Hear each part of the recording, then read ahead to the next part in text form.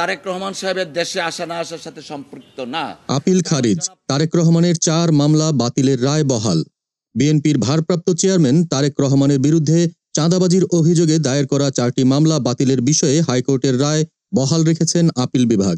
রোববার 5 জানুয়ারি বিচারপতি মোহাম্মদ আশফাকুল ইসলামের নেতৃত্বে আপিল বিভাগের 4 বিচারপতির বেঞ্চ রাষ্ট্রপক্ষের করা লিভ টু আপিল খারিজ করে এই আদেশ দেন।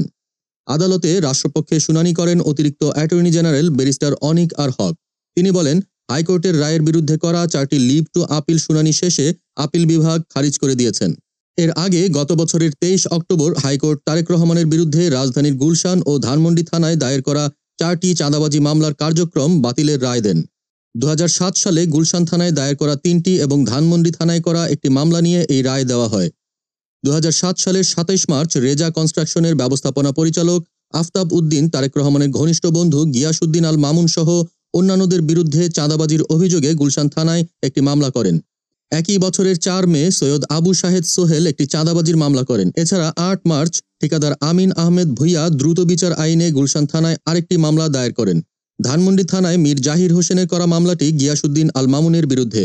তারেক রহমান এই 4 মামলার কার্যক্রম বাতিল চেয়ে হাইকোর্টে আবেদন করেন। প্রাথমিক শুনানির পর রুল জারি করা হয়। চূড়ান্ত শুনানি শেষে হাইকোর্টের রায়ে মামলাগুলো বাতিল ঘোষণা করা হয়। রাষ্ট্রপক্ষ হাইকোর্টের রায়ের বিরুদ্ধে আপিল বিভাগে লিভ টু আপিল করলেও তা খারিজ হওয়ায় হাইকোর্টের রায়ই বহাল থাকল। দেশ জগৎ ডেস্ক নিউজ।